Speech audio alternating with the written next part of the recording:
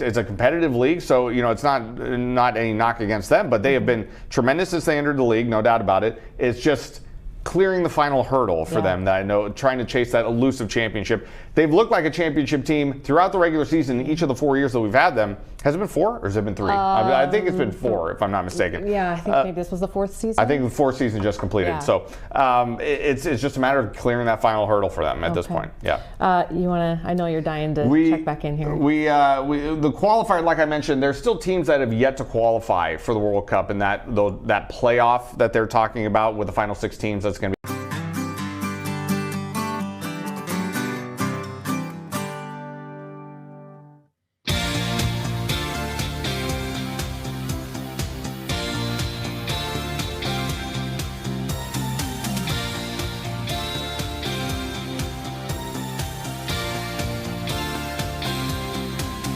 What's up, y'all? Welcome to the afternoon shift, TGIF. Am I right? I am Maxx Fuller, a.k.a. Matthew Max Conaughey, a.k.a. Froby Bryant, a.k.a. a million other things. Welcome to your source for entertainment, information, and everything in between here in the afternoons, the afternoon shift. Normally, I am joined by the always amiable Adam Lorenz. He's taking a bite out of the Big Apple over in NYC right now. Our producer Paul Milgate is down in Nashville. I think he's coming out with a new country album, and he's out there performing for the people out there. And Adam's probably in NYC, probably loudly talking to subway passengers about his alma mater, Notre Dame. I'm sure he's probably told you all of that many times before. So I'm flying solo in the studio today, but we all know I could never truly do this alone. We got the one, the only Grace Henry on the ones and twos back there. What's good, Grace? Hey, it's been a weird day without Paul and Adam here. I think this is the first time it's been you and I plus Kara, so it's been a little different of a day, but it's been fun. I know, a ragtag group of rascals trying to put a show together on the last day of the week. It's been fun though, I think. Oh, it totally has. I mean, we've just been chatting it up. The office I don't think it's been any quieter today than it is normally with definitely the other two. hasn't. We've filled the room with lots of goss, lots of tea. We're just spilling it all over the place. And we got Lauren Andrego for the afternoon tea a little bit later in the show. But we had morning tea. I mean, we had midday tea, afternoon tea. It was all about the goss today. All of it. We had one big afternoon tea sesh today. You got any fun plans for the weekend, Grace? I was talking to Kara about this early, but my sister is actually in the Nutcracker, so I'll be seeing her tomorrow. But my entire family, our family group chat's blowing up because my mom's kind of losing it a little bit because she's a little nervous about the show and making sure my sister's hair and makeup's all done. Yeah. So.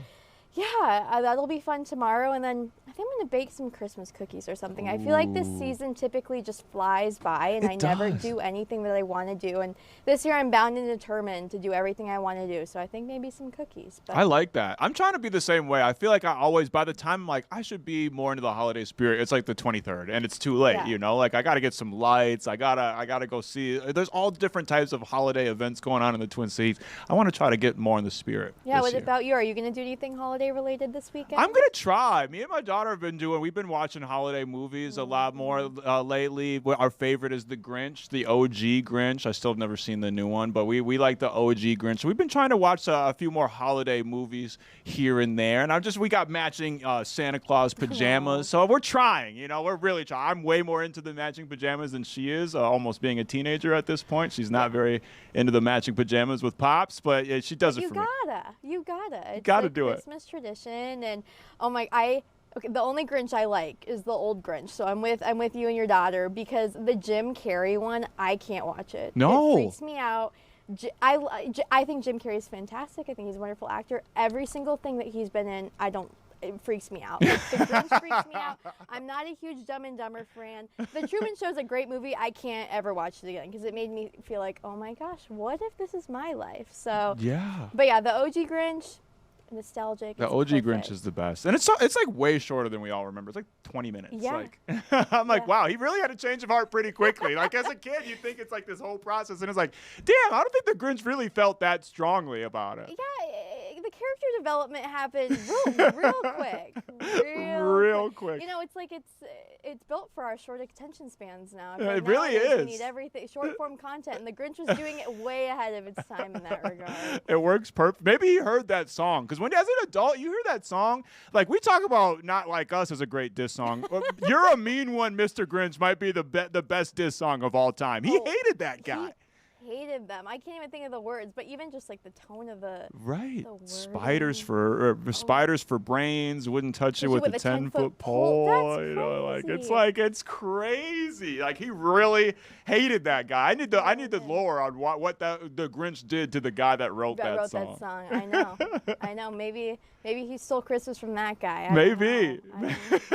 we need some lore. I'll try to look that up. In the meantime, we got some headlines before we get to the rest of the show. Earlier today, right here on this very station, football fans worldwide found out who their favorite country is going to be facing off against in the 2026 World Cup, as the World Cup draw went down about 6 months ahead of the beginning of the World Cup here in North America. It all went down at the Kennedy Center in D.C. today, being that the United States, North America is the host kind of continent for this tournament this year. So all Mexico, Canada, and the United States all get automatic bids into the tournament. Not sure that the United States would have made it otherwise, but the tournament is expanded this year for the first time ever. There's going to be 48 different countries involved in the World Cup.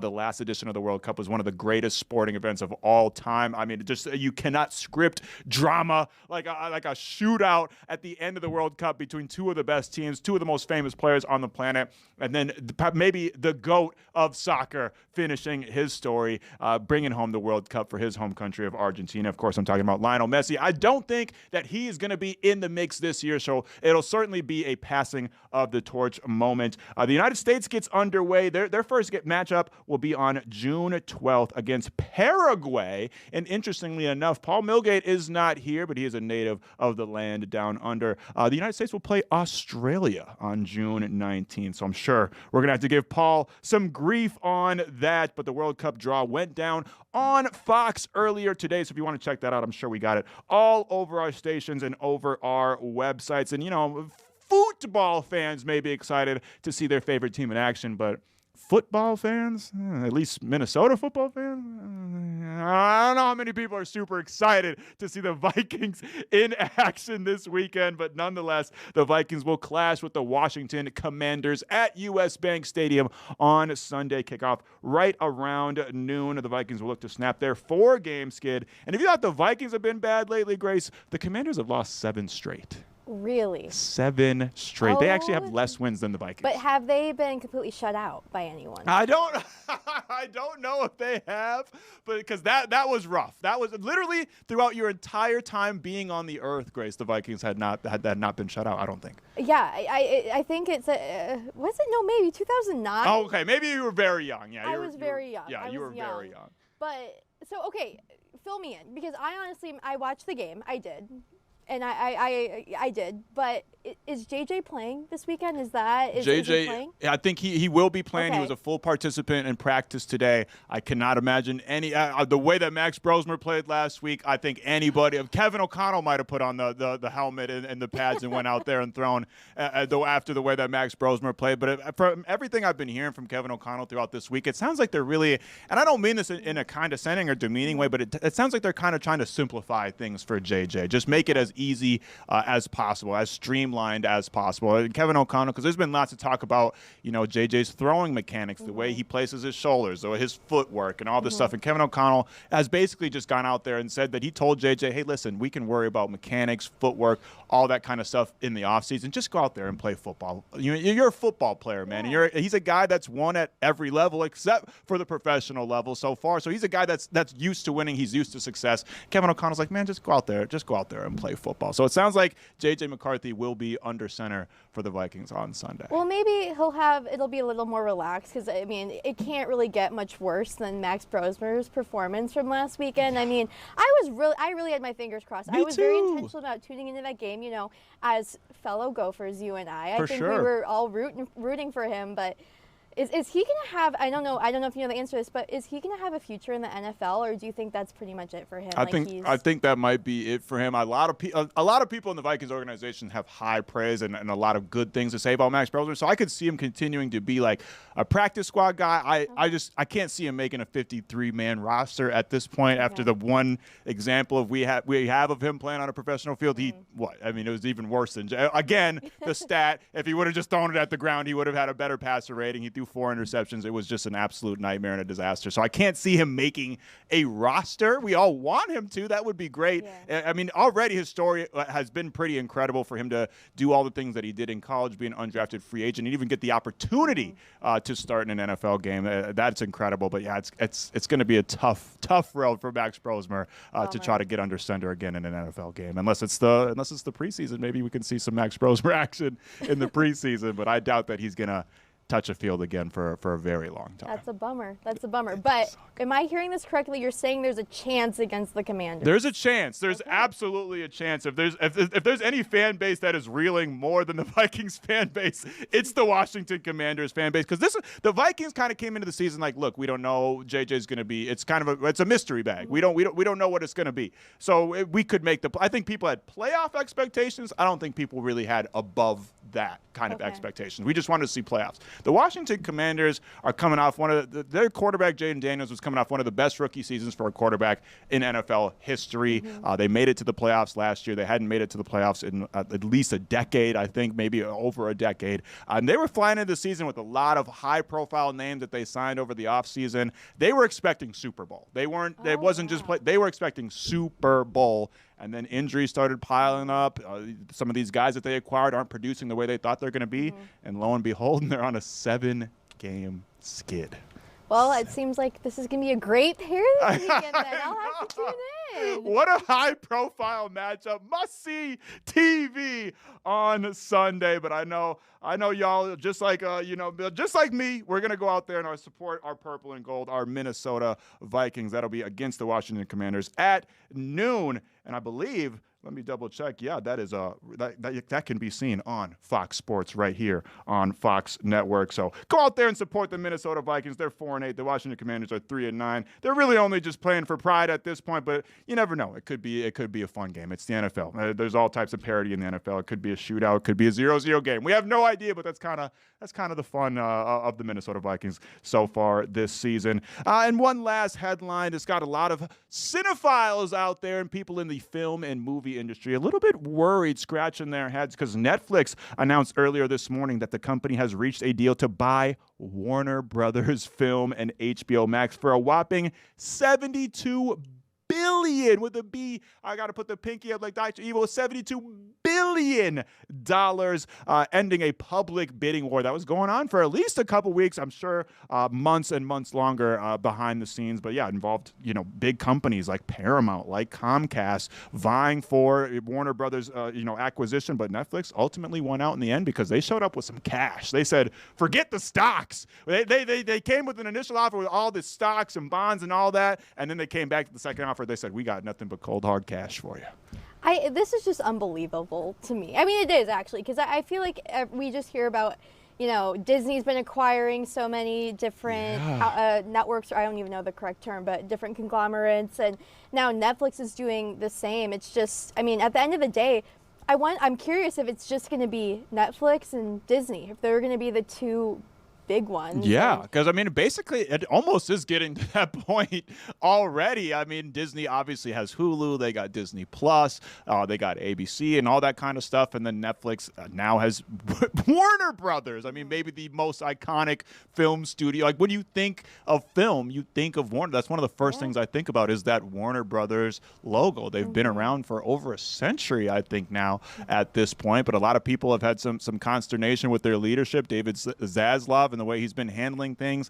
HBO Max taking stuff off like the Looney Tunes, taking stuff off that are Warner Brothers properties. He just hasn't shown a whole lot of care for the properties underneath Warner Brothers, and that's what a lot of people are worried about with this Netflix acquisition is like, is this going to change the theater-going experience as we know it? Because obviously Warner Brothers is a huge supplier for movies that hit the theaters every single year.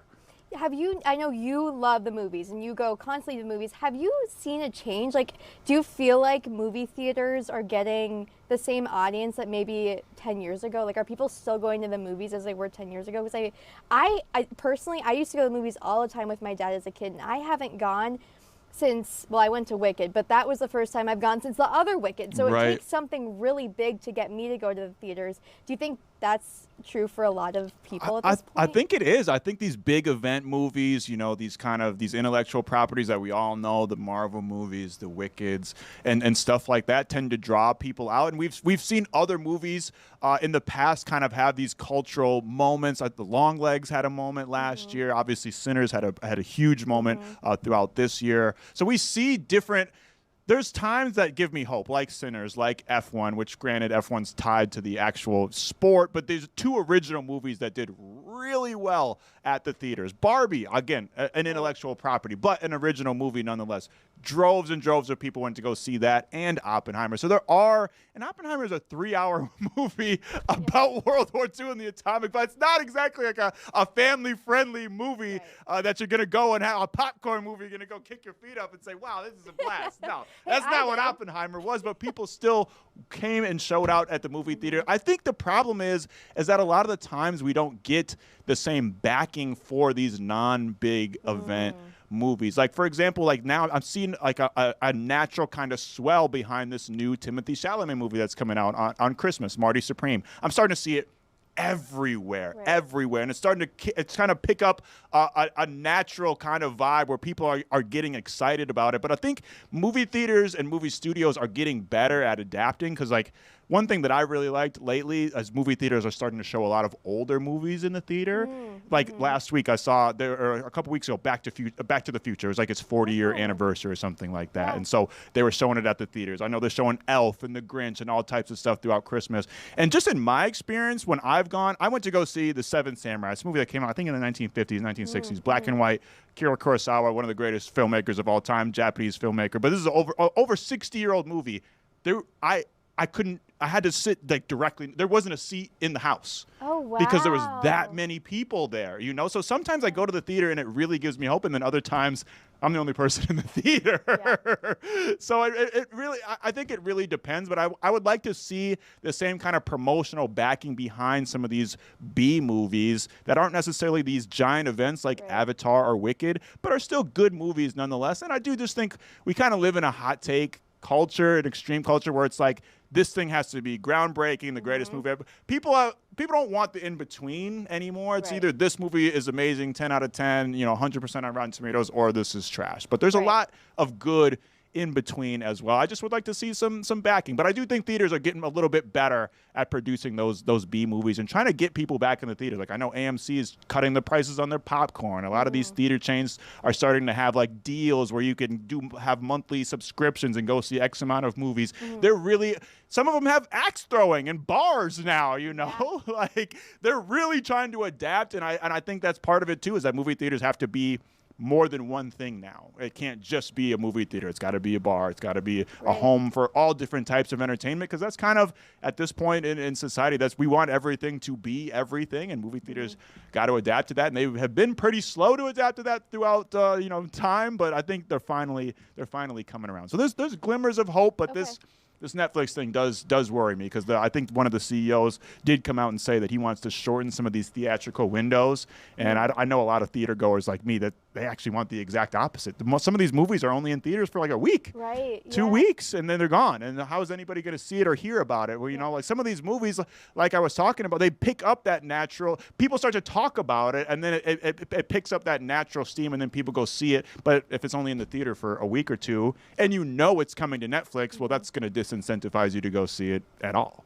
Yeah, that's a really interesting point, and it'll be. I'm curious because Netflix. We were talking about this. The last episode of Stranger Things is going to be in the theaters, so maybe they're going to start airing some series in these movie theaters with this. But again, I think only time will tell. You had some really interesting perspective there, and I know at least you'll be at the theaters. I'll always be at the theater. They're going to have to kick me out. I'm going to be there until it shuts down. But hopefully Netflix and Warner Brothers can work something out that we theater goers and the people that like to stay at home and stream, we all get something that we can love. Speaking of stuff that we can love, we got plenty to love on the show today. Coming up, we got the top homie, Lauren Andrego, giving us the afternoon tea. And if I could give you a tea tease, it's all about the color of the year, the predicted color of the year for 2026. We'll chat with Lauren about that. We also got Fox 9's Se Kwon making her afternoon shift debut. The best reporter in town, if you ask me. Se Kwon from the morning show. She's going to make her afternoon shift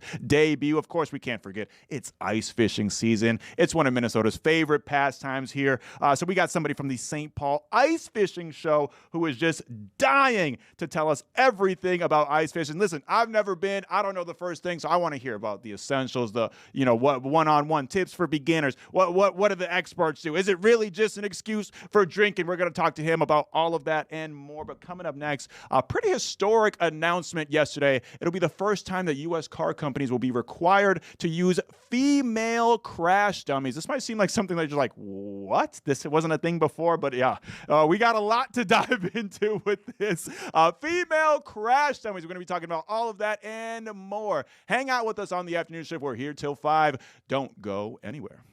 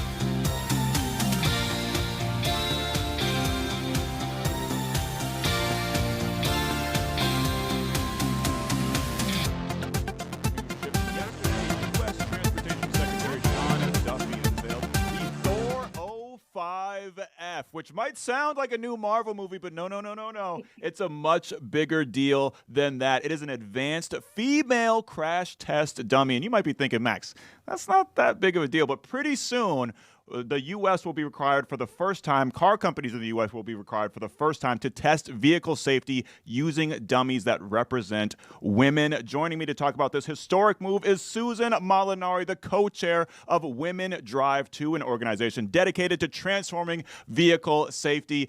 Susan, this is not something that I was very aware of prior to doing research for this interview, but I gotta say, it was startling to me to look at the numbers and see this giant gap between between men's safety and women's safety when it comes to car crashes. Could you just talk a little bit about that gap? Sure. Well, it's not surprising, right, when we realize, which most people don't, that since 1970, when we started using crash test dummies to determine safety ratings for our cars here in the United States, that it was based on a 5'4", 140-pound male.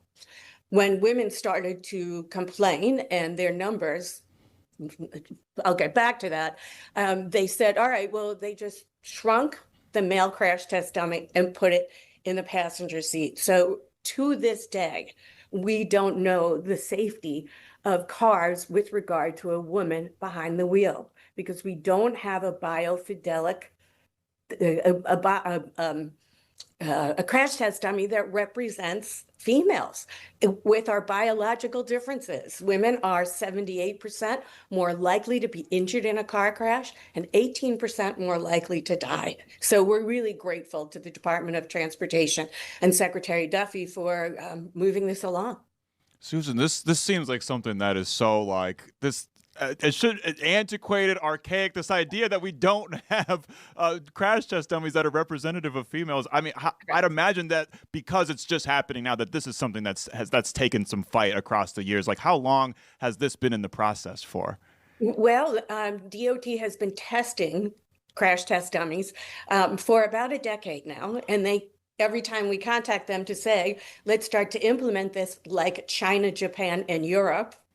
Are already doing this. We're always told, well, it needs more study. So as I said, it's great that the DOT has finally decided under this new leadership and President Trump that they're going to move this thing along with a companion bill that's been in the United States Senate by Senator Deb Fischer called the She Drives Act, which is gaining momentum and has bipartisan support. Grace, I believe you had a question? Yes, I do. So I was reading a little bit about this new crash test dummy. What are some of the changes made that are different than the old female one? Because like you said, I read that it was just a shrunken version and they added a pair of breasts to it, basically. Correct. What is the difference now with this newly implemented one?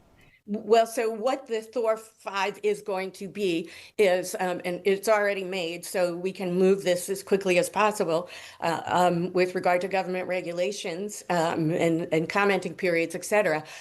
What it does is for the first time in the United States, we will have a crash test dummy that has sensors where most women have their injuries. We know where those are. Those are not reflected. For example, let's just take an example. Women are overwhelmingly the victims of neck injuries and whiplashes because our necks are just, we don't have the muscle, right? I mean, our bodies biofidelically are different. Overwhelmingly, majority of women sit closer to the steering wheel in order to reach the brakes and the gas pedal. So there's just so many differences in the way our bodies are created in terms of muscle mass, height, like you said, having breasts, being pregnant. None of these things have ever been tested in cars before. So when you went to buy a car and it said, well, it's an NCAP, safety rating of 5 stars, that's really only resembling a male sitting behind the steering wheel. I'm curious because even from doing the research and reading, it sounds like even the male crash test dummies were kind of all based on old male figures from like the 1970s, 1980s, and obviously people come in all different shapes and sizes. So like, does that factor? Are there different dummies for different type of body types, or do you kind of have just like all-purpose ones that try to get it all? Well, we're starting with this, but what the legislation requires is that, at certain periods of time that NHTSA, the National Transportation Safety Administration, goes back and looks at the data and makes some changes to adjust, as you correctly stated. Even men are taller and bigger than when we started this as the United States government in 1970. Susan, how big is this going to be for women's safety when it comes to car crashes? Like, are we expecting just like a ripple effect of whole different kinds of research and different design techniques for vehicles? Oh, absolutely. That's Max. You've totally hit it right on the head in terms of the safety of women. Again, when we think about 78% of serious injuries are from women, 18% deaths. I mean, think about what that means to families, what that means, to safety on the road. With electric vehicles, which are heavier, this can't be implemented too soon.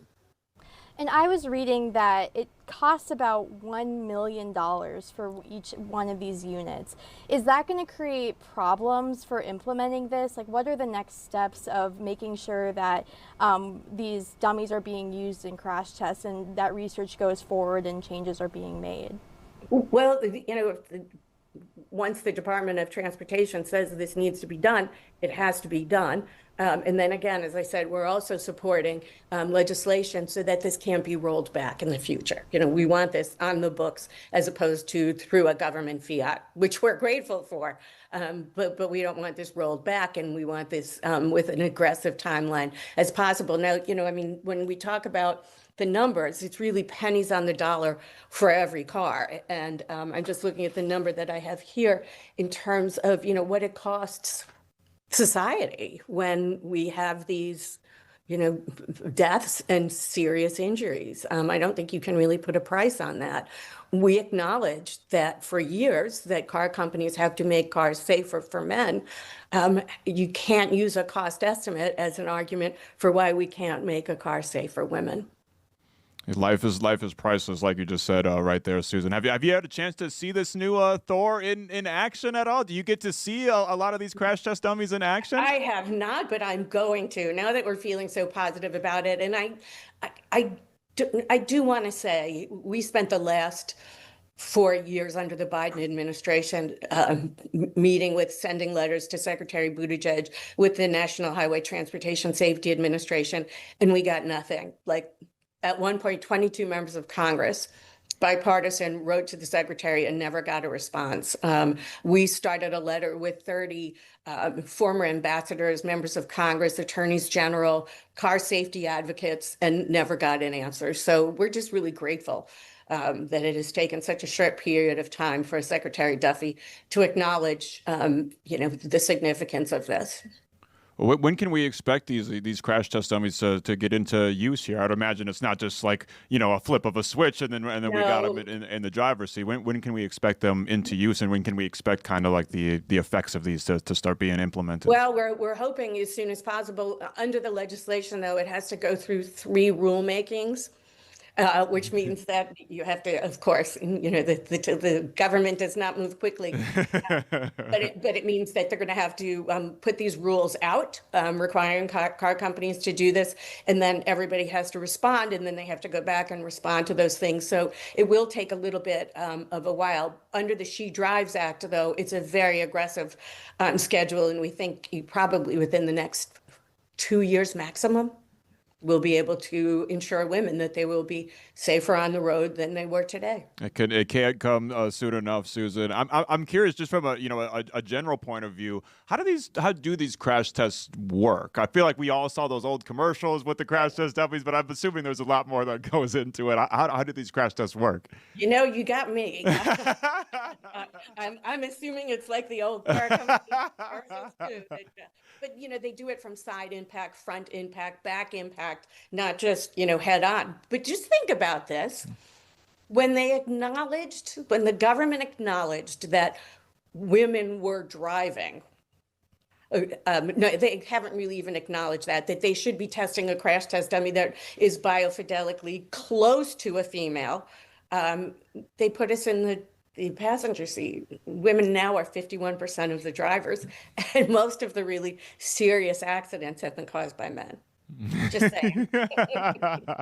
Yeah, get those stereotypes out of here. Throw them out the window. The statistics trump the stereotypes there. Correct. Susan, I'm assuming the fight never ends for this kind of stuff. What's the next step for women's safety in terms of car crashes and stuff? Well, as I said, what we want to do is, first of all, continue to support Secretary Duffy, because I know this will, that we do anticipate that there will be some friction.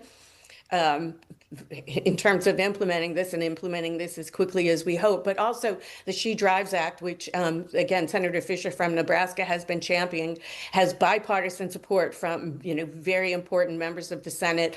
Senator Patty Murray, Democrat, is supporting it. So once we want to get that legislation in too, so that we can move even more aggressively than under regulation, than under what the Department of Transportation can do, and to make sure that it won't be rolled back.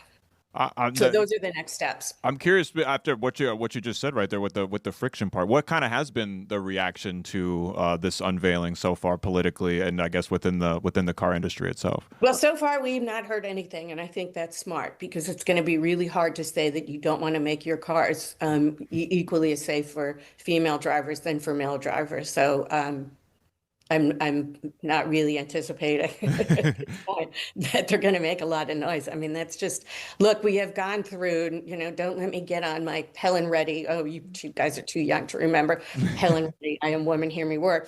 But, we've gone through too much in this country, in this world where, women weren't part of clinical trials, just so often women are not part of government regulations to make us safe and healthy. And so, again, we're just so grateful that Secretary Duffy is acknowledging that, over 50% of the population needs to be taken into consideration. Which is just crazy that it's taken this long, but at least we're here now. Susan, you're the co-chair of Women Drive 2. Just brag about what you guys do a little bit. Talk about Women Drives 2. Well, so this was an organization that we started to, let people know. I mean, honestly, when you first heard about this, I bet you said, Max and Grace, this cannot be true. Yeah. No, I was like, how is this a thing? You would have thought that's just something it never crosses your mind, because you're like, oh, I just figured they would have done that decades ago. I know. So first of all, we've been trying to get the word out there that this is happening. Second of all, working with all these different advocacy groups to raise the issue, to put pressure on, and then, meeting with members of the House and the Senate to get their support behind it. So we've sort of just been doing the old public affairs dance in terms of talking to people like you who can get the word out there, and to the people who are watching, again, doing social media, contacting members of the administration, doing whatever we can do to move this along as quickly as possible. Well, we're lucky to have people like you and all the good people at Women Drive 2. Susan Molinari, the co-chair of Women Drive 2. Thanks for joining us today. Thanks so much for letting me come on and share some of our good feelings today. We really appreciate it. Anytime, Susan. You're welcome back anytime. Hopefully we're talking about how it's implemented real soon here. It's crazy that that hasn't been a thing so far, but we're here today now, and we're driving along, driving forward boldly into the future. Speaking of driving, Grace is driving the ship right now. She's going to drive us to commercial break. There'll be more afternoon shift right after this.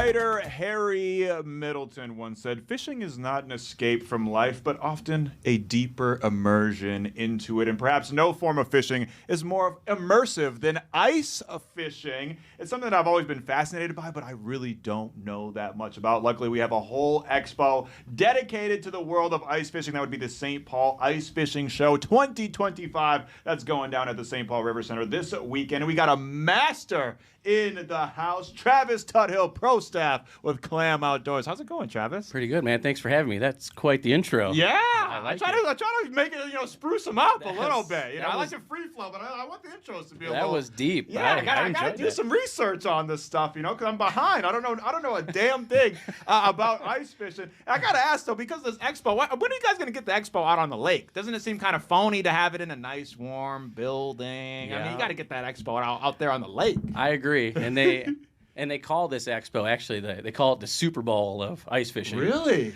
Even though it's kind of the kickoff of it, so it's counterintuitive there. But it's the biggest ice show, especially in the state, that they have, and it's every company that's out there, and there's companies coming from all around, all states, because there's so much innovation in everything ice fishing now. Like, it's just huge. Yeah. Like I always say, like, if fish knew the amount of money we spend on them, they would think we're ridiculous. Right. Yeah. So is it like what is the expo? Is it like people doing talks and talking about techniques? Is it new technology? Is kind of a mix of everything? Like what's like the main attractions? It's definitely a mix of everything, because you'll have you got a lot of like new store outlets out there, like Reed's, Thorne Brothers, all them. They're out there selling all the new stuff. And then you got all the new companies, Clam, Markham, all these new companies all these companies are out there selling all their new stuff. And then you have the pros out there. They're giving seminars, tips and tricks and everything like that. And then it's become such a social influence now. There's a lot of influencers out there. Really? And they have their own stuff now, between, breading of fish that they sell to lures to apparel. So it's really anything you can think of is at this show. And I would imagine like influencers, I feel like in most spaces it's like, get out of here, dog. But you can't fake the funk with ice fishing, right? If you're an influencer, you got to be all in on it. Yeah, anything outdoors, because I always tell people, because I dabble a little bit in the influence myself, and not only like you have to have people on the same page, but now you got to get wildlife on the same page, so fish and stuff to work with you. Yeah, so there's no hiding it, that's for sure. Yeah. So what's some of like the new technology that you're like anticipating at this upcoming show? There's a lot of technology. The last couple years, the biggest thing technology-wise I think has come out is called forward-facing sonar, and it's a big thing nowadays. Like it's literally a deucer that you put down a hole and you can point it anywhere, and it'll show about 80 to 100 yards out, and you can see like, oh, there's fish, 40 feet that way. Yeah. Let's go there. And you can drill right on top of these fish. So that's, in the last few years, that's been a real game changer. Flasher units, what we call, like, and I brought one here. Oh, sweet. Yeah, let's show it off. Yeah, so I brought one here. This is a Markham right here. This is an LX7. And I have it kind of on its mode here. This is the display mode. Yeah. But this will show, so once you find those fish, you drill on top of them. This will show how deep they are, where they're at in the water column. And they'll show all kinds of things, like how many fish are down there, how deep you are. That's crazy. It can follow your lure down, so you can watch your lure up and down. Wow. You can see the fish come up and grab the lure. So like flashers have been around for years and years. They're kind of like, they're a big stepping stone in the progress of technology, and forward-facing sonar has been that next step. So yeah, it's been... Is there less of a, I feel like I don't know, just from the outside looking in, it feels like there's somewhat of a stigma for like kind of standard fishing to be using stuff like this. Is that less so for ice fishing? No, or is it still people will kind of wag their finger at you, like the unks, be like, that's not how I did it in my day. You do get that a lot with every new piece of technology that comes out. They're always thinking like, this is going to be the end of fishing. There's going to be no fish left, and, right. And it's funny because, these fish evolve with everything else. Like, they learn to avoid the, sonar sounds that these things put out. And so they pick up on it, too. And just because you know where the fish are, you still got to make them bite. Right. And that's a whole other skill there too. Yeah. That's awesome, man. I would have never even known that stuff like this existed. Like I said, I mean, I've never gone ice fishing, much to your surprise when we were talking off the air. Say there's somebody out there watching right now, and they're like, man, this Travis guy, he's great. I want to go ice fishing. He's inspired me. I got a twinkle in my eye now. I'm gonna go hit the pond. What would you say? How do you start? What's some tips for first timers? Tips for sure. I would say honestly, first timers go with somebody who's ice fished before. Yeah. There's a lot Just get a bunch of buddies that have never gone before and go try to drill a hole Don't do in the that. lake. Try to get somebody who's gone before to go with you. There's a lot of guides and stuff all over the state too that'll bring you out to kind of get you in, because there's a lot of safety precautions that you should take, because I mean you're going out on a lake, right? So there's a lot of safety precautions you take, and I brought a couple of them in too here. And so what is some of this gear here? So this is one of the mandatory things a lot of people will put on. Do you know what this is? No, it looks like a baton that the police would use, but that's just where my mind goes. So it's not that. It's not that. You actually wear this around like this. And now let's say I fall into the water. If you've ever tried to climb out of frozen water, I'm sure you haven't. No. It's pretty hard to get any kind of grip, right, to pull yourself out. For sure. So these are safety spikes. Oh, wow. So you wear these around your neck like this. Your hands free. It's something that you can just leave on there, right? So you say you go through. Now you need you get yourself up. You have the spikes up.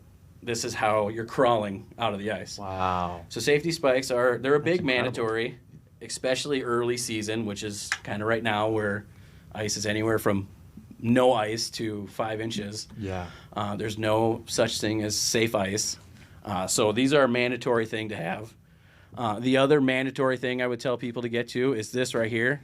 So this is the Clam ice armor suit. This is an Ascent suit. So not only are they super warm, I mean, you can tell they're Look at that, yeah. they're well insulated. Thick right there. Yeah, it's a heavy coat. So it's a coat and bibs. Oh, but sweet. the other big thing about this is it's a float suit. So this is like wearing, a life jacket on you at all times. So the bibs float and the coat floats. So if you go in, you can literally just chill. Like you're laying back in the pool. You would just be, sitting there. No sweat at all. Yeah, because the dangerous thing about falling through the ice is getting under the ice. Right. Yeah. So this helps keep your head above. This helps let you crawl out. So there's a lot of safety precautions. So I always tell people, I was like, if you're going out for the first time, let somebody bring you out first. Yeah. Yeah. What are some, aside from the safety stuff, what are some essentials that you got out there with you? Also, you're going to need an auger. Yeah. You got to find a way to pull fish through the ice, right? Right. Augers are big things now. They went from where it was just, hand motion augers to they had gas augers, big, loud gas augers, to now it's electric. Everything's going electric, right? So now, and there's even drills, even a lot of drills that you have at home can hook up to augers, which is just a big, spiral auger system. Yeah. That you can just drill right into that hole. Wow. Yeah. And so that's so when you go out there, there's not just ready-made holes that are in there. You got to go find the right spot. What is what are you doing to know what is the right spot to drill your hole? Yeah, so then that breaks down to now you got to look at where you're going to fish. You got to look at maps, right? A lot of navionic maps. There's a lot of map chips out there that show you structures of the lake, and you're looking for different structures. You're looking for humps in the lake. There's points. There's weed lines. There's a bunch of different things that draw fish to an area, and it's like that with any kind of wildlife too, right? If you look at deer, they're following the edge of the woods, or the edge of fish do the same thing. They'll follow the edge of weeds. They'll follow a point. So that's kind of what you look for, and it's one of those games you play. Okay, this is where fish should be. Let's see if it's there.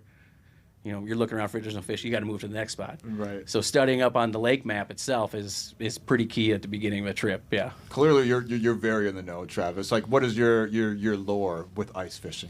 Take me back to the first time that you. The first time, I actually talked about this earlier today too. my dad would take me out, and he's not a big fisherman. He enjoyed it. It was a little bit of a pastime. For me, it's a passion. For him, the earliest days I remember is he would pick me up from elementary and look in the back of the truck, and there'd be a bucket of ice rods. So I'm we're going fishing. Let's go, And so that was really the start of it. And I really took off with outdoors after that, with fishing and hunting and everything. And yeah, it's just always been a passion of mine, just something I just love to do all the time. Where's some of your favorite places to go? You don't have to, I don't want you to reveal any hidden spots or anything if you don't want to share, but where are some of your favorite places to go? I mean, most of them are pretty popular, so I'm not afraid to say. And Lake of the Woods, I go up there a lot, ice fishing up there, and fishing even open water. That's a great fishing up there. A lot of people love Red Lake. Yeah. It's a popular one to go to, especially early ice. There's another one, too. It's called Big Stone. Oh, I've never heard of that. Yeah, it's over in Ortonville, right on the North Dakota, Minnesota border. There's big panfish in that lake there. That's one of my favorite ones to go to. So there's a lot of big lakes. I mean, do you ever travel outside the state to go? Ice fishing? Yeah. I haven't. Or is Minnesota kind of like the go-to destination? Yeah, I've dabbled fishing? in Canada a little bit with ice fishing, but for the most part, I've stayed in Minnesota. There is some places like Okoboji and stuff like that I'd like to go try. Yeah, for Yeah. sure. So there's a lot of options, especially, like I said, there's so many spots in Minnesota. Why not? You're never going to run out. You're never going to go to all 10,000, Right. you know? Yeah, so it's hard to go anywhere else. Yeah. What would you say is like some common misconceptions you think about ice fishing? So, or fishing in general, because I feel like sometimes people are just like, nobody really cares. You're just out there to drink. That's it right there. That was what I was going to bring up. I get that almost nonstop. I'm going fishing today. Like, how many cases did you bring with? And you're just like, I brought some water with me. Like, I don't know. Because when I go out fishing, I'm going out fishing. Yeah. But that's the beauty of it. I mean, people enjoy it all different ways. Like there's me, we consider myself a hardcore fisherman when I go. But there's people that just going out, they just want to relax. It's away from everybody. It's usually nice and quiet. Some lakes can get busy. But with camping and stuff is a big thing.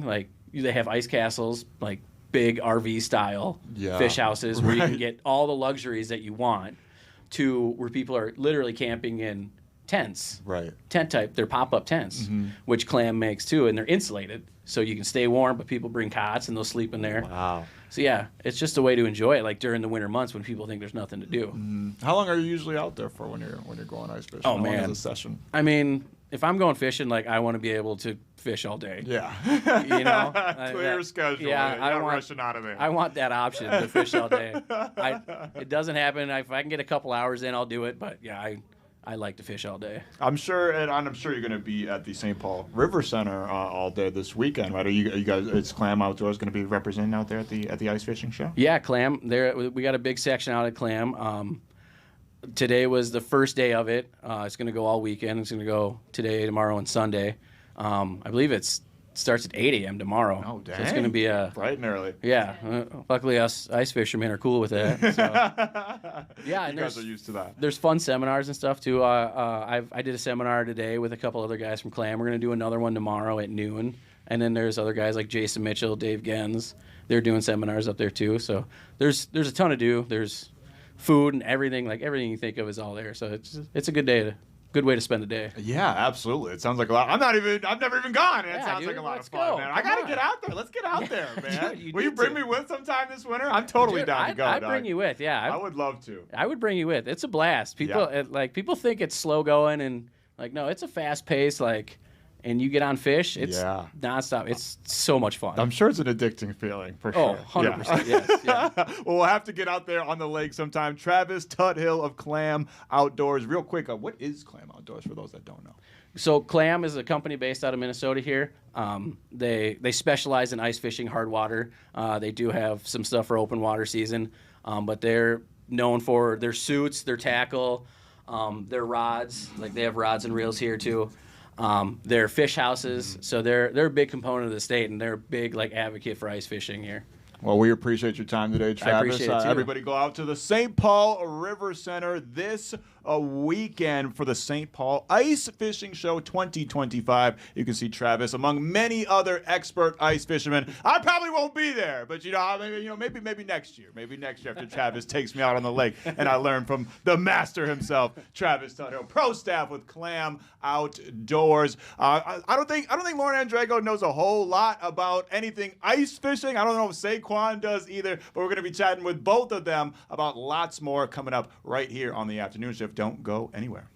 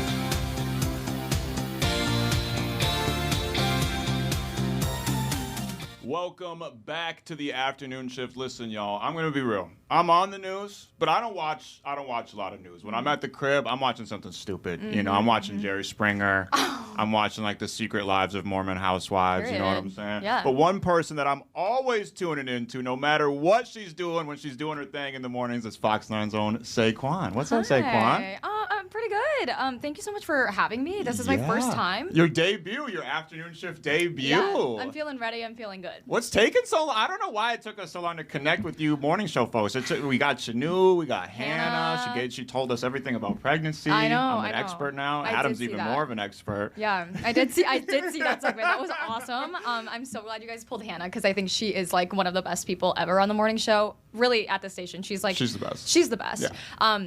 Honestly, it's probably just our hours. Our hours are absurd. You guys like wake up at like what, 3 a.m? Oh, way before that. Dang. There are times where I can be late to work sometimes because I'm just like not hearing the alarms. But you know, we get into work at 3 a.m. So obviously we're up a little bit earlier.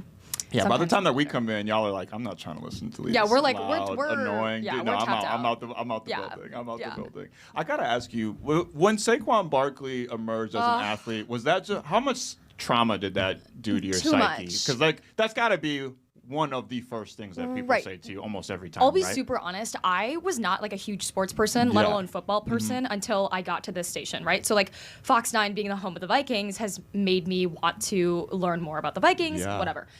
So obviously, I learned about Se Kwon Barkley through some of my guy friends who were starting to call me Se Kwon Barkley all of a sudden. And I was like, I'm sorry, like, where are you getting the Barkley from? Right. You know? You're like, okay, who is that? Right. Yeah. And I come to realize that there's this amazing football player named Se Kwon Barkley. Nowadays, they call me Se Kwon No Barkley. Oh. So, yes, it did definitely trigger a lot of things in me.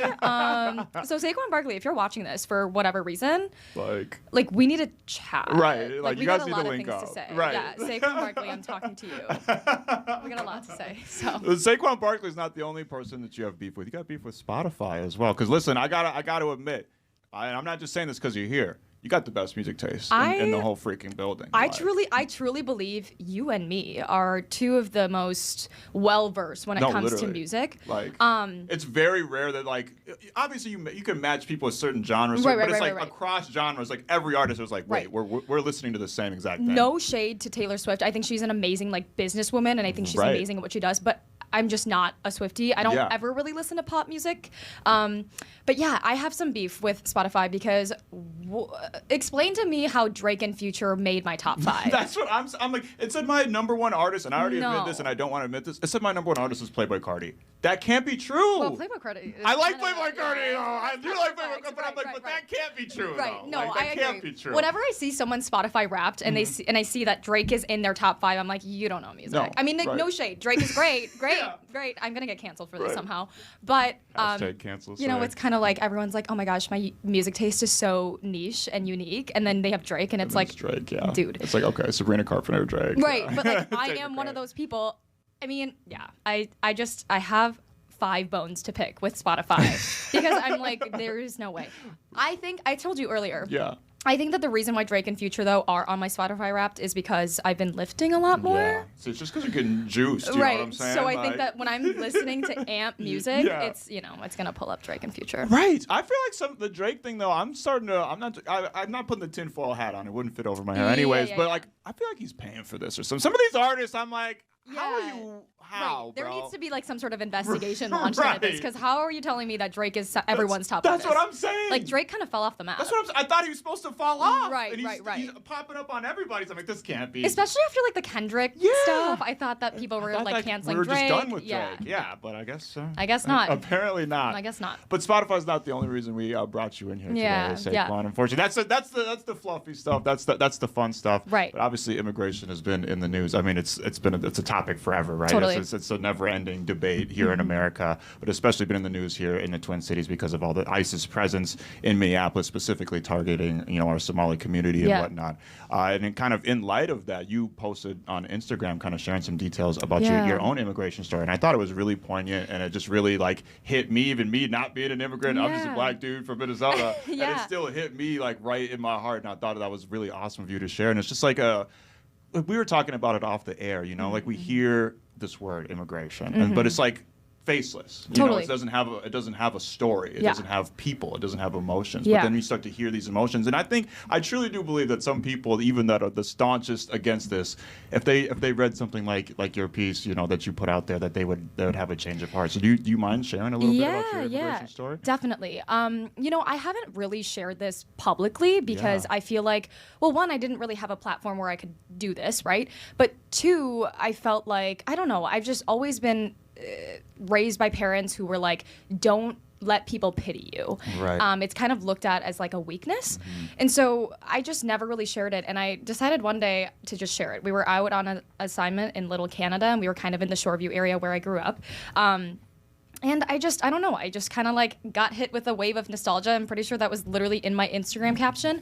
But yeah, like just to kind of share, I guess, a little glimpse into my immigration story. You know, I was born and raised in South Korea, which, by the way, I don't get a lot of hate comments, but when I do, I don't really acknowledge them. Yeah. And today I got a hate comment, and they were like, "You were such a pick-me, da-da-da-da-da." And let me just preface by saying, I know I am not the only person who is an immigrant. Right. And I just want to make sure that people know that I share that story not because I'm like, oh my God, feel bad for me. I had it so let's bad. make it about me. That's Yeah, not what it is. I'm just proud of where I came from. I'm just Right. proud of my story, and I'm proud of my parents. So going back to it, I was born and raised in South Korea. I lived there until I was about 7 years old. But before we moved out here as a family, my dad actually moved out there a year before, and he decided to just do that to make sure we had housing covered. I was enrolled in school, like doing all the logistical work. And then we met, you know, out in Shoreview together, and it was challenging, but at the same time, you think about it now, you know, as an adult now, you realize just how much work your parents put in. I think some of my best memories were honestly at that apartment complex. It's like a tiny, maybe like 400 square foot apartment complex with a family of 4. I shared a room with my parents. My brother had his own room, obviously. But, you know, like some of my favorite memories growing up were us 4 as a really happy family back then, sitting on the ground, using boxes, like moving boxes as tables, and eating ramen noodles, you know, just to like eat something. And those truly were some of those best memories. I feel like that's just what I think of. And I don't know, you don't really have that sort of grasp when you're such a young kid, because you're like, oh, they're just, you know, they're working and this is what they do. My mom could not speak a lick of English. Easy for me, right? Because I'm coming when I'm 7 years old. It's easy for me to learn that language. But for someone who's, you know, in their 40s and their 50s, it's not as easy to learn a totally new language. And so she worked as a janitor, and I honestly used to lie about what she did, because at a young age, I was so embarrassed. I would say she was like an event planner because she worked at a hotel. But no, the truth is she worked and cleaned hotel rooms day in, day out. And it's crazy. Like, someone came after me because they were like, well, your dad worked in IT. But at the same time, yes, he's working in IT, but he's making no money at all. Right. And so, and you're thinking about, well, how do we make sure our kids fit into this American lifestyle, which is so surrounded by extracurricular activities? You think about sports, you think about clubs. And so all of that to say, I mean, I just wanted to acknowledge what my parents have done. They are not in my life anymore. But it's just cool that because of them, I am able to be here, and I was able to go to college, or at least I had the resources to be able to do those things, you know. And I think just hearing that, because there's so much rhetoric now these days about, oh, you know, immigrants are coming over here, and then people think they're like riding limos out of the airport, you know, they're getting all this free stuff, blah, blah, blah. But then you hear your story, and it's like, no, it's not. People have to work really hard to even be all the logistical things. Your dad was gone for a year before he even wanted you guys to come. Oh, like my God. The logistics that goes into it. And you think about like a 6-year-old trying to comprehend why my dad would be going out of the country to the United States without us. For sure. I mean, as a 6-year-old, I remember, like, my dad even told me the story of us saying goodbye, and he said, you wouldn't even look at me say, because I was leaving.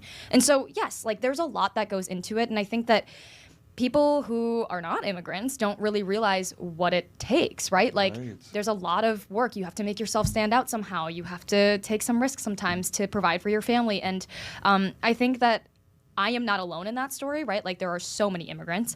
And so many people have had it worse than me. I'm just really grateful that I was set up for success kind of here. And I hate when people act like there's like this like pain Olympics, Right, you know, right. like, oh, you had. And it's not a competition. It's not a competition. Right. We were all struggling, Yes, dog. It doesn't yeah. matter who was struggling. Totally. We was all struggling. Totally, You know? yeah. So how does this like narrative, this rhetoric right now that's going around about immigration, how does these images of ICE on the streets, targeting Somalis, what does that conjure up in you as an immigrant? Well, it's obviously different, right? Like, I mean, if they are here for the reason that they're here for, which is to, get one, illegal immigrants off the streets, and two, people who have committed crimes. Like, that to me is a different story. But of course, you mentioned the rhetoric, and that can be really jarring because I think about, not that this is about me, but I think about myself in those situations. I would be really hurt, I think. Yeah. If this was targeting my community specifically right now, the AAPI community, I think I would be a little taken back by some of that, for sure. It's scary. Yeah. I mean, it's really scary right now. And I think, immigrants are everywhere. And I think that they deserve to be highlighted for the work that they've done and the work that they've put in. Yeah. So, yeah. And it's a beautiful thing, like you said. It's not something you should be like ashamed of. Like, I love that you shared that part of your journey, that Totally. you were kind of like hiding it at first. But Yeah. you've grown to like not only just accept it, but also like wear it as a badge of honor. Like, Oh, yeah. like an immigrant, America wouldn't exist without Totally. immigrants. Like, Totally. none of us would be able to exist. So how do we change this perception, this like kind of negative talk? I mean, that's the billion-dollar Right, question, right? right. If you knew the answer, you wouldn't be here right now talking to me. But like, how do we start to change this? Because obviously it's a tall task. And Where do we start? I'm not going to break any news by saying this, but I really do think it comes down to education. Yeah. As a 7-year-old who's packing Korean lunches to school and people are around me like, ew, like, what is that? It smells weird. I think that it starts with education, educating your kids and being like, hey, burgers and pizzas aren't the only thing Right, that people yeah. eat, right? So like maybe trying to get them to immerse those kids into that kind of culture, teaching them about that, but also just being open to getting to know people, right? Like, stop thinking of us as immigrants. Think of us Right. as people. Just people. It's not this like monolithic thing where Totally. it's just immigrants. Right, They all right, act right, like right. or do that. It's like, We no. are all people Right. at the end of the day, and we may just eat different foods and prefer other foods or whatever and speak a different language, but at the same time, like, try to get to know these immigrants the way you would your classmates or Right. your coworkers or whatever. I don't know. I think that's, again, this is the $1 million question, and I think it's something that we've been trying to fight and try to figure out for years and years and years. But at the same time, you have to start somewhere, and I really do think it's education. And I do think it's like it's making the stories personal, Yeah. like yours. Like a lot of people don't know other different kinds of people. Right. We're still very kind of like cliquey and segregated. Yeah. Like a lot of, say the Hmong people are hanging out with the Hmong people, the white people are hanging out with the white people, the black people hanging out with the black people. And it's easy when you don't know someone to be like, Totally. oh, that's scary. These immigrant people are scary. Like this group is scary. But when I truly believe that a lot of people, if they just talk to people, Yeah, you just talk. we're and not like, like that. Some I do people are the still same going to be thing. hateful, Right. But most people are going to be like, oh, this person's just like me. Like, like the classic Minnesotan thing to do when you're walking on the side. Like today, I was getting gas at the gas station, Yeah. and two strangers were like, "Oh, I guess winter has arrived, hasn't it?" Like that kind of conversation, but like with an immigrant. There you go. Right. You're sparking a conversation, and then you get to know each Exactly. other a little bit. Right. It really, I think, is as simple as that. It really is. Yeah. Just try to change people's mind one story at a Yeah, time. But yeah. I think you did. I think you did that with your pulse. I Oh, really thank appreciate you. it. And thanks for sharing your story on the show Yeah, today. yeah. We got to have you back on under less serious Yeah, I agree. circumstances. I you agree. know. Well, I'll hit up Spotify. I'm I know also- some people that know some people. Oh, I'll holla at so some you'll call your Yeah, people, I'll but I'm call- also I'll like call down to talk Timberwolves. Like I know you're the man for that. Absolutely. So, Let's yeah. talk some Timberwolves next time. Yeah, But in absolutely. the meantime, thanks, Say. Yeah, Appreciate thanks. you. More afternoon shift coming up next, right after this.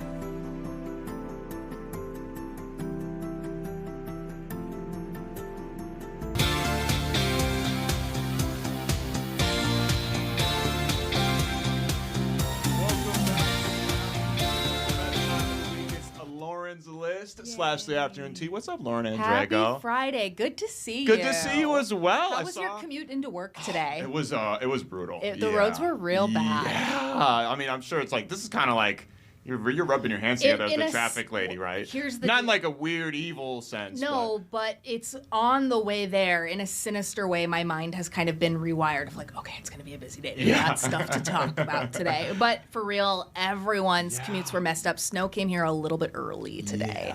And it's interesting that we're talking about snow because I have an interesting piece of pop culture to discuss with you What today. is that? Did it have something to do with snow? Is this like some innuendo? Snow? Is like this is the old reggae group? You'll Snow? see it in just a second. I'm not familiar with the old reggae group Snow. Oh, you just gotta look 'em up. No, we're talking about Pantone. They're the unofficial color authority of the world. Oh. And yesterday they announced their 2026 color of the year. This is a forecast into what the year ahead is going to look like in terms of fashion, in terms of home decor, in terms of art, and really in terms of branding and marketing. And here it is right now, Cloud Dancer. Oh, like that blue in the background. Nope, not the blue in the background. That white What? sheet behind the woman taking a picture. Come on. Some argue that white is not a color at all, actually, Max. Yeah, I It is mean, it's the absence of color, isn't it? Yes, How but- can white be in the color of the year? There's well, a lot of places my mind goes.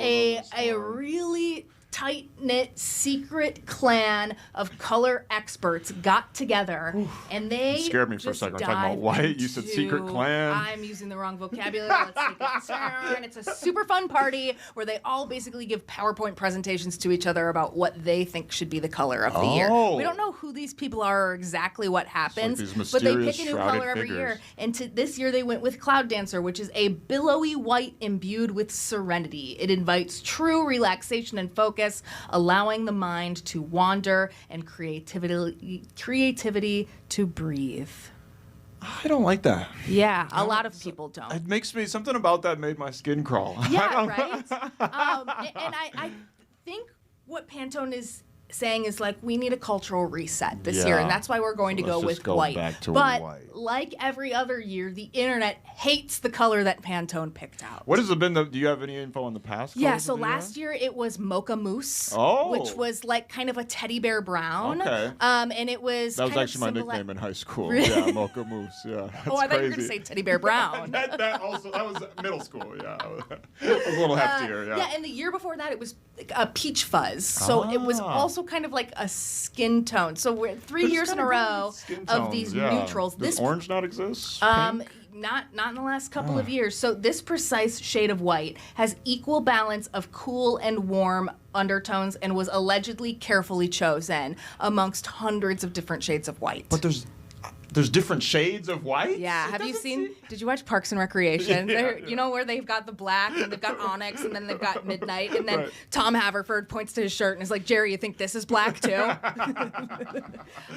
a brilliant show. Yeah, so they've been choosing this color every year since 1999, and they follow this trend of neutrals this year. But what Pantone says is they're calling back to the need for human connection and understanding between one another. The white color also represents the possibility of a clean slate or a new beginning to draw upon. And on the surface, I guess I agree with that. I just think like maybe we needed something a little bit more like this chair. Yeah, something more colorful, something that pops. We Yes. need the happiness. We Yeah. need more color in our lives. We don't need I'm kind of sick of this minimalism thing, like whites and yes, blacks absolutely. and grays, and let's bring color back. And that's what they're I going want the to. world to look like 90s Taco Bell. I agree. Yeah. And way back then, I wish we had a color swatch of like every year of the color of the year. They used to be these big, bright, vibrant colors every single it's year, and it just was really fun. But this is what they're white. forecasting. Another thing I think about Pantone is it's becoming a little bit irrelevant. Mm-hmm. In 1999, it was safe to say like color experts could predict what brands are going to do next year. But now everything happens instantly on the internet. Right, And one person can wear a fit and it changes everything. And that's kind of what the reviews are saying is that it's a little dystopian. Yeah. It's a little sad. Yeah. It culturally and politically maybe seems like the wrong time for something like this. Yeah, I would say so. I would imagine that this mysterious group of people that were pitching these colors to each other I can imagine what color that room was. Well, I don't know. We have no idea who the people are that. But I feel like the if there color. was a brother in the room or a sister in the room, they would have been like, guys. Can we rethink this for just a second? Not cloud dance. So I guess cloud dancer is what you can expect to see in wedding trends this year, in products that are coming out, and specifically with branding and marketing. And when I think, do you have a company that comes to mind when you think of the color white? I don't. I mean, maybe Apple. That's I think of the it. Apple. That's what I was going to say. That was kind of the first Do you one. remember, like, when we were in elementary school and they used to have those rainbow Apple computers, and then everything switched over to white? Right. That's what I think of when I think of like a white. It was like kind of the beginning of this digital forward technology and like cell phones in our pockets, and like these really pretty desktop computers, like when design started becoming like a really important element of technology around 2005. That makes sense. We're 20 years past that and now. we haven't come back around to put a little bit more color into our lives. I guess not. But yeah, every year Pantone wants to connect culture and color, which is interesting. They're the ones that are responsible for Coca-Cola Red, for Hermes Orange, which is very similar to this color, Tiffany Blue. All of those companies utilize the company Pantone to get those physical swatches. Because when you like make colors on the computer, that doesn't translate to when you print it out. So Pantone is literally like in a lab, like making these the physical colors. paint swatches. So they like put their goggles on, there's their lab coats, and they're like, we need a new white. So that's my question to you, Max. What should the color of the year have been? That is a great question. I would say, I don't know, the first color that came to my mind is neon pink. Yeah. Neon pink. Maybe it's just one of my favorite colors. I like it but too. I feel like we just need to go back. Yeah. We're so far. We need to overcorrect. Yeah. To kind of bring some balance. Like we're so far into this. Only white, different shades of whites and grays and blacks. And listen, I'm all for different shades of black. You know what I'm saying? Different shades of white, different shades of brown, all the different shades. You know what I'm saying? You know what I'm saying? But I think neon pink, we just need something that pops. We need something that just you see it and you feel happy, you feel warm. Because we all just need any kind of pink we can get right now. I think neon pink, that should be the color for 2026. I like 2025 felt very gray. It did. It felt gray. But this is supposed to be like a trend forecaster and think ahead. And I think maybe a bold step in one direction that would like make a certain amount of people mad, but would have been a little bit more decisive. What about you? Fun. I like that. I was thinking something like a purple. I thought they were going to do something in the relaxing self-care sphere. I was thinking it was going to be like a grayish lilac or like a cornflower blue or something. Ooh. But I do like neon. I think 2026 could be a good year that like good chaos. Yeah, does something good for us. I like that. Green would be another one that I was thinking of. I don't know why matcha came to mind. Oh, I love that color. Just like going back to the earth. I feel like with all this technology blossoming, some people are that's just going so back to the natural. To so their maybe roots. green. I like that. I like green. Well, when Pantone watches this. Yes. Holla at me, Pantone. It's not too late to make a retraction. You need some colors up in that room that y'all making decisions in. Because I could have told y'all that I don't think white would. And maybe they did it on purpose. Because like you said, because they're irrelevant, maybe they did it on purpose. And I think to set that too talking. for that headline. Yeah. The headlines were, "You're not going to believe this year's Pantone color of the year." And I had never even heard of this before, but so maybe oh really? Maybe that's just me, but maybe they did this on purpose. It's truly just somethary that the local news sphere brings up once a year, and then we forget about it. Right, you don't even think about it right after you say it. After January 1st, 2026, you will never hear people utter the term cloud dancer. No, again. Ever. It's a great. I like that term. I like the term too. Like if I had a crayon that was a cloud dancer, that'd be pretty sweet. Where would you use that? I don't know. Where do you use that white crayon? That poor white crayon. I don't know where I'm using crayons in general. I'm 31 years old. I don't know. They're signing my signature with crayons on contracts. Who knows? I don't know. Speaking of colors, I saw that you and our friend Hannah Flood, you guys have a little bit of a fashion disaster. Isn't that morning. crazy? How nuts is that? In a million dresses in the whole world, and Hannah Flood and I wore the same exact dress to work today. Now, a little bit of a backstory there. I rented mine. She bought hers. She is also, as you now know, 8 months pregnant. Yes, we learned all about that. And as you become pregnant, there's just less things that you can fit into. And when you rent something and you have to return it tomorrow, you only have one day that you can wear it. So we both just kindly decided we're going to wear the same dress today. But you didn't know before you got here. No, and we put a little video together. It was kind of cute. I don't know if anyone really noticed, but it was fun. It was fun. Great minds think alike. Yeah. Well, Do you and Adam ever wear the same outfits? We're pretty close, you know. Sometimes I have to change. Like I always like to tell the people, you know, Adam's he's all this buttoned up guy when he's on the air, but when he's off there, he's got the kimonos on. You both came in wearing the same kimono. The same exact That's kimono. so Adam went with the no undershirt look, which I thought was bold. Wow. You know, and Yeah. he had like the cigarette tucked in the ear For a and workplace. everything. Yeah, and it was just like, okay. And he said it was for fashion purposes. Right, he had the doesn't smoke do-rag cigarettes, on. he just does it had for it the for the look. fashion Yeah. purposes. Yeah, that's we cool. we dress pretty similar, talk Right. pretty similar. We're kind of reverse like roles on the air. Like I'm actually the guy that's just like kind of, you know, quiet. Just watching golf on the weekends, Yeah. and Adam's the one that's just bombastic, crazy If guy. there's one word I would use to describe you besides cloud dancer, it would be quiet. Quiet, reserved, Yeah. reserved. Serene. Cloud dancer. Cloud dancer. We'll take Cloud Dancer into 2020. Is that Cloud Dancer ish? Ish. I would have preferred more of this orange. Yeah. Here. Let's get some more color in our lives, but we're thankful to have more Lauren in our lives Aw, today. thanks. Lauren. Anytime.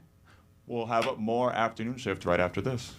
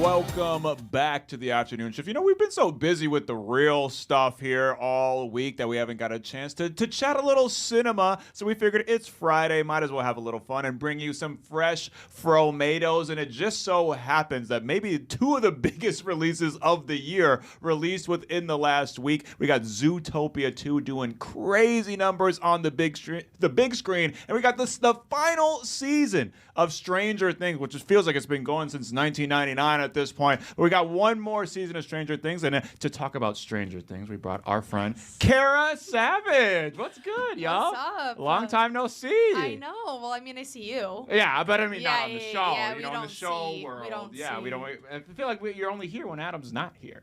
Why don't you ever come visit us I don't when Adam's know. here? You don't I like you just- guys. I well, know they that you just guys, figured, you and like- Adam have like this blood feud, and I've been Right, trying to get like, you we're guys to get just- over it. We can't be in the same room. No, like every time Yeah. it's like I like blindfold him when we walk Right, through the major beef. newsroom because it's just like if he even sees you, it's just like Major beef. Yeah, major Yeah, beef. So yeah, extreme. hopefully we can work that out. But you're going to be Right. talking about Stranger Things. You and Grace are all over Yes. it. I've never seen it.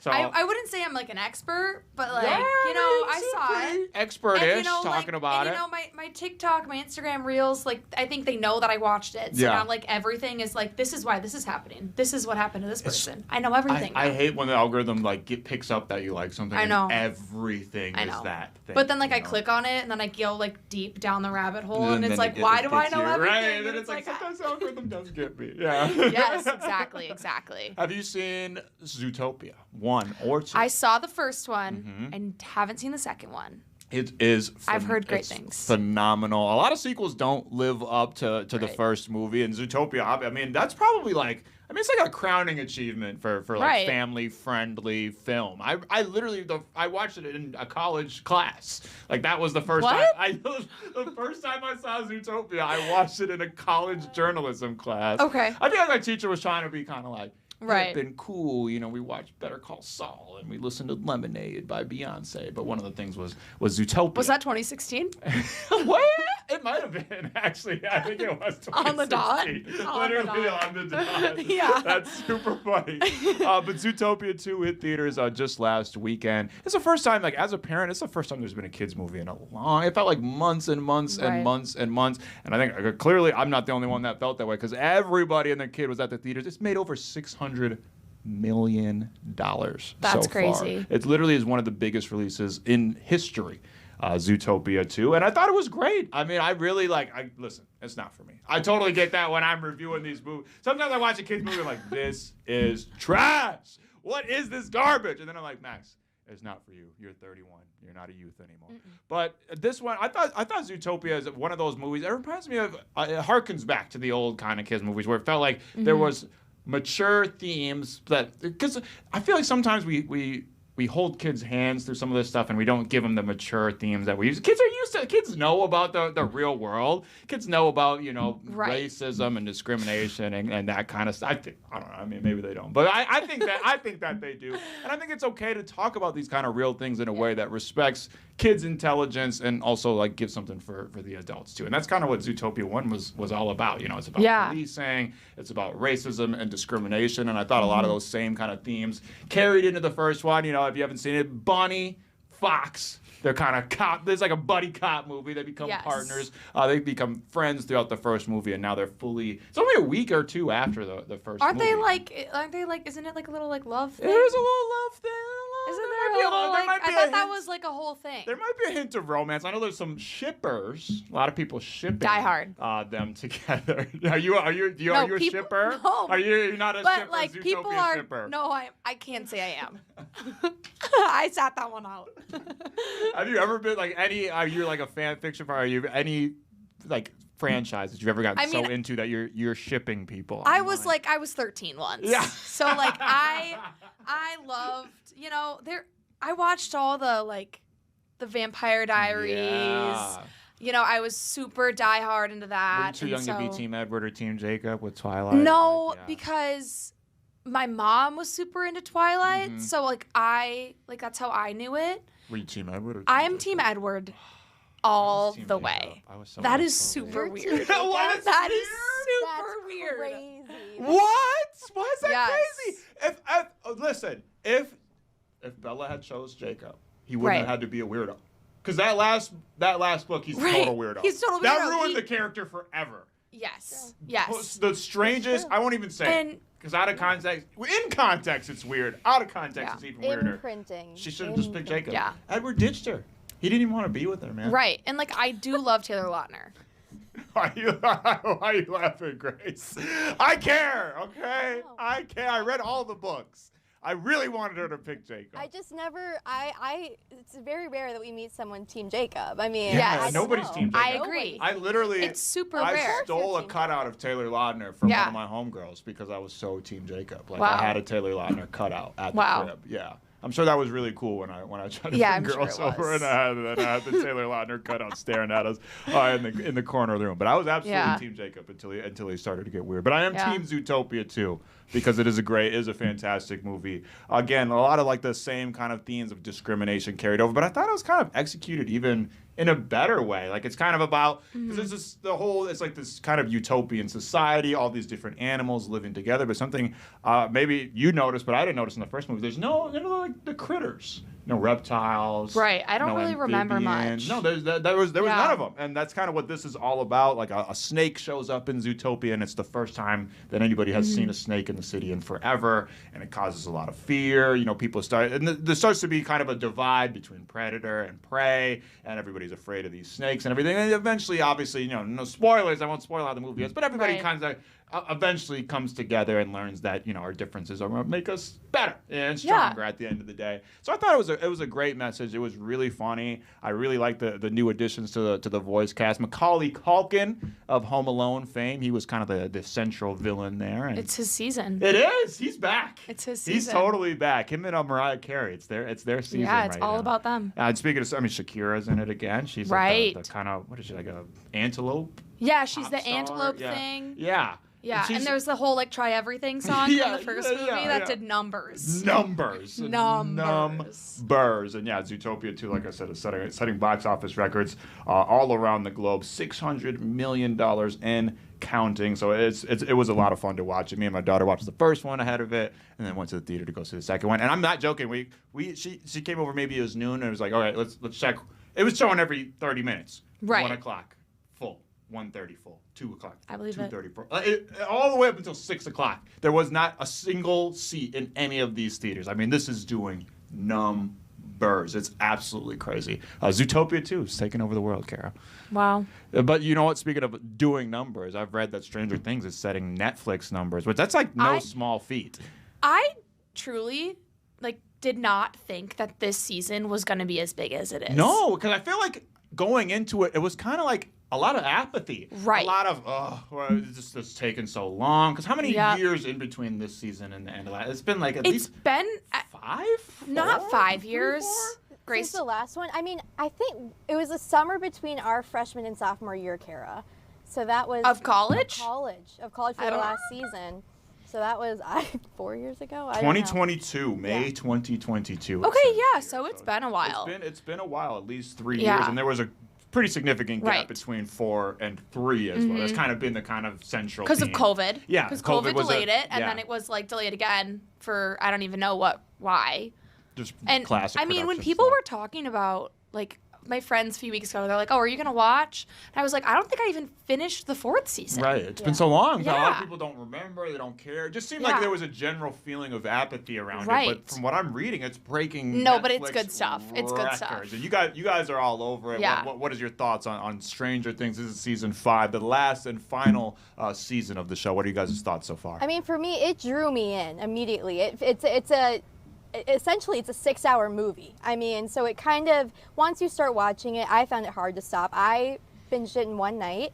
But it's that thing where it's just fun. It's scary stuff. Kara and I were both talking about how when we watched it first, when it came out in 2016, we were scared of the Demogorgon, but now it's we're very familiar with it, and it feels exciting, it's fun, it's a good story, and again, since we've been with these characters for almost 10 years, you kind of, at least for me, I want to know what's going to happen with these characters, and because a lot of the 5th season draws back to things that happened in the 1st season. So to understand, both seasons, you need to watch, because it kind of explains everything that's happened so far. There's been this overarching villain that has been the root cause of the whole Stranger Things. So I think the need and the desire to find out what has happened is what really drew me in, and they're doing a really great job with kind of, bringing you back to remembering what happened in the 1st season. Right. Does the actors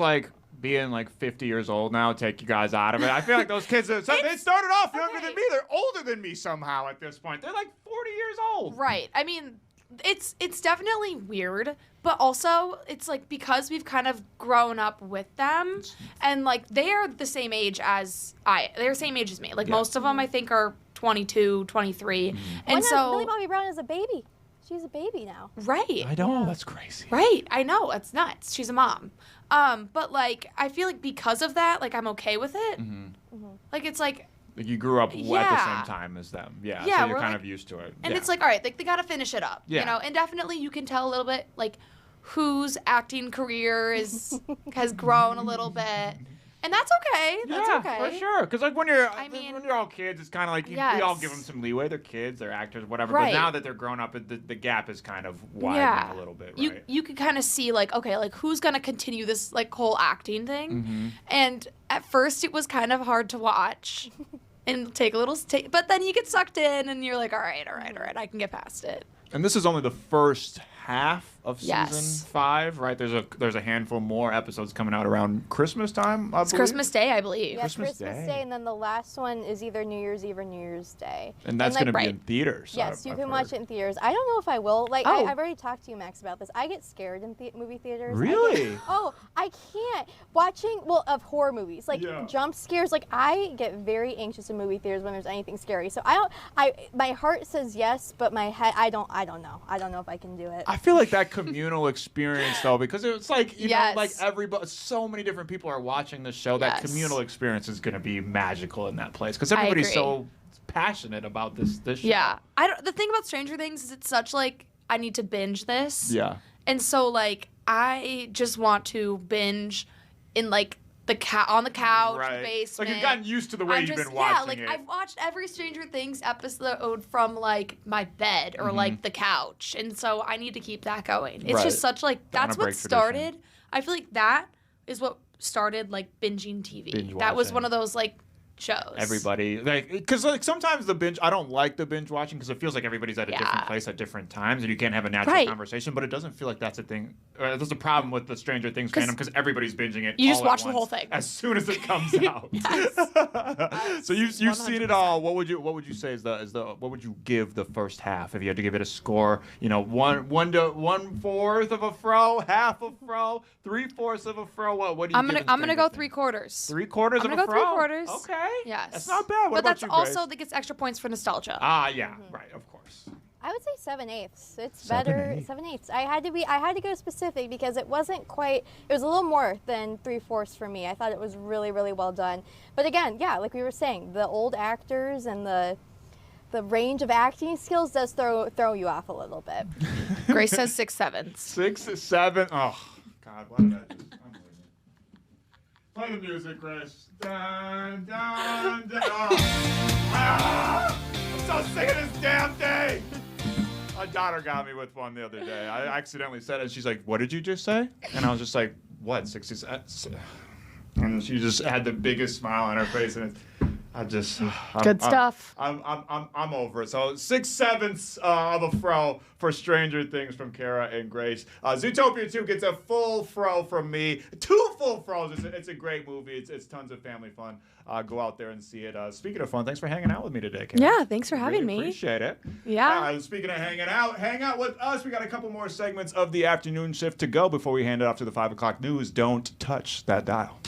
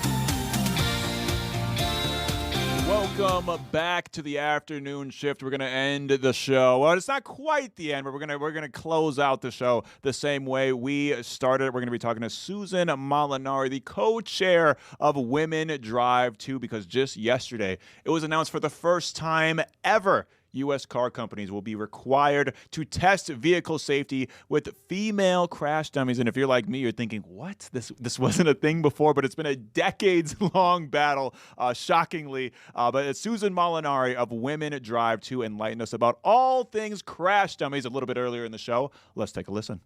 Susan, this is not something that I was very aware of prior to doing research for this interview, but I gotta say it was startling to me to look at the numbers and see this giant gap between men's safety and women's safety when it comes to car crashes. Could you just talk a little bit about that gap? Sure. Well, it's not surprising, right, when we realize, which most people don't, that since 1970, when we started using crash test dummies to determine safety ratings for our cars here in the United States, that it was based on a 5'4", 140-pound male. When women started to complain and their numbers, I'll get back to that, they said, all right, well, they just shrunk the male crash test dummy and put it in the passenger seat. So to this day, we don't know the safety of cars with regard to a woman behind the wheel, because we don't have a biofidelic, a crash test dummy that represents females with our biological differences. Women are 78% more likely to be injured in a car crash and 18% more likely to die. So we're really grateful to the Department of Transportation and Secretary Duffy for moving this along. Susan, this seems like something that is so like this. It's antiquated, archaic, this idea that we don't have crash test dummies that are representative of females. I mean, I'd imagine that because it's just happening now, that this is something that's taken some fight across the years. Like, how long has this been in the process for? Well, DOT has been testing crash test dummies for about a decade now, and every time we contact them to say, let's start to implement this, like China, Japan, and Europe, are already doing this. We're always told, well, it needs more study. So as I said, it's great that the DOT has finally decided under this new leadership and President Trump that they're going to move this thing along with a companion bill that's been in the United States Senate by Senator Deb Fischer called the She Drives Act, which is gaining momentum and has bipartisan support. Grace, I believe you had a question? Yes, I do. So I was reading a little bit about this new crash test dummy. What are some of the changes made that are different than the old female one? Because like you said, I read that it was just a shrunken version and they added a pair of breasts to it, basically. Correct. What is the difference now with this newly implemented one? Well, so what the Thor 5 is going to be is, and it's already made, so we can move this as quickly as possible with regard to government regulations and commenting periods, et cetera. What it does is, for the first time in the United States, we will have a crash test dummy that has sensors where most women have their injuries. We know where those are. Those are not reflected. For example, let's just take an example. Women are overwhelmingly the victims of neck injuries and whiplashes because our necks are just, we don't have the muscle, right? I mean, our bodies biofidelically are different. Overwhelmingly, majority of women sit closer to the steering wheel in order to reach the brakes and the gas pedal. So there's just so many differences in the way our bodies are created in terms of muscle mass, height, like you said, having breasts, being pregnant. None of these things have ever been tested in cars before. So when you went to buy a car and it said, well, it's an NCAP, safety rating of 5 stars, that's really only resembling a male sitting behind the steering wheel. I'm curious because even from doing the research and reading, it sounds like even the male crash test dummies were kind of all based on old male figures from like the 1970s, 1980s, and obviously people come in all different shapes and sizes. So like, does that factor? Are there different dummies for different type of body types, or do you kind of have just like all-purpose ones that try to get it all? Well, we're starting with this, but what the legislation requires is that, at certain periods of time, that NHTSA, the National Transportation Safety Administration, goes back and looks at the data and makes some changes to adjust, as you correctly stated. Even men are taller and bigger than when we started this as the United States government in 1970. Susan, how big is this going to be for women's safety when it comes to car crashes? Like, are we expecting just like a ripple effect of whole different kinds of research and different design techniques for vehicles? Oh, absolutely. That's Max. You've totally hit it right on the head in terms of the safety of women. Again, when we think about 78% of serious injuries are from women. 18% deaths. I mean, think about what that means to families, what that means, to safety on the road. With electric vehicles, which are heavier, this can't be implemented too soon. And I was reading that it costs about $1 million for each one of these units. Is that going to create problems for implementing this? Like, what are the next steps of making sure that these dummies are being used in crash tests and that research goes forward and changes are being made? Well, once the Department of Transportation says this needs to be done, it has to be done. And then again, as I said, we're also supporting legislation so that this can't be rolled back in the future. We want this on the books as opposed to through a government fiat, which we're grateful for. But we don't want this rolled back, and we want this with an aggressive timeline as possible. Now, when we talk about the numbers, it's really pennies on the dollar for every car. And I'm just looking at the number that I have here in terms of, what it costs society when we have these, deaths and serious injuries. I don't think you can really put a price on that. We acknowledge that for years that car companies have to make cars safer for men. You can't use a cost estimate as an argument for why we can't make a car safe for women.